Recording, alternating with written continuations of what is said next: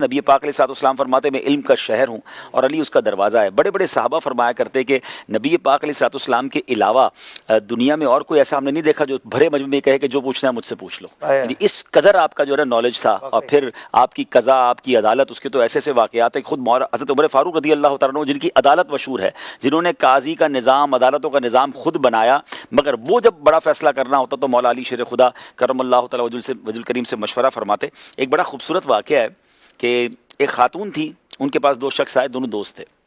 کہتے ہیں ہم ٹریول پر جا رہے ہیں، یہ ہمارے 100 دینار آپ سنبھال کے رکھ لیں، لیکن یاد رہے کہ جب ہم دونوں واپس آئیں تو یہ آپ نے ہمیں دینا ہے۔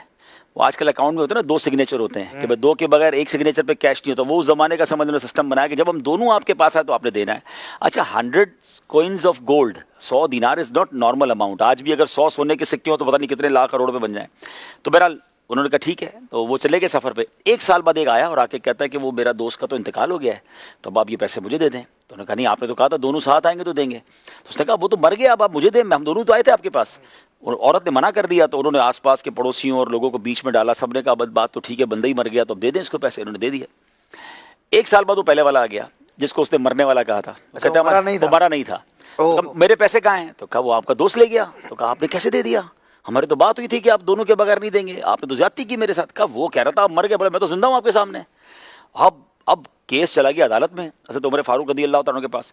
تو اب واقعی اگر ہم سوچیں تو اس کا کیا رزلٹ ہوگا؟ کلیم عورت پہ آئے گا، مرد پر آئے گا، پیسے کہاں سے ریکور ہوں گے؟ تو حضرت عمر رضی اللہ تعالیٰ نے اس ٹپیکل کیس کو مولا علی کے دربار میں بھیج دیا۔ اب شیر خدا کرم اللہ تعالیٰ وجہ کریم نے 1 لائنر یعنی ایک جملے میں اشفاق بھائی مسئلہ حل کر دیا۔ آپ نے کوئی لمبی ڈیبیٹ نہیں کی، آپ نے کہا یہ بتاؤ تم لوگوں نے طے کیا تھا کہ دونوں آئیں گے تو پیسے ملیں گے؟ کہا حضور یہی تو میں کہہ رہا ہوں، دونوں آنے تھے تو دینے تھے، اس نے پہلے کو کیوں دے دیا اور ہمارے پیسے ضائع ہو گئے؟ تو مولا علی نے فرمایا ٹھیک ہے دونوں آ جاؤ، پیسے مل جائیں گے۔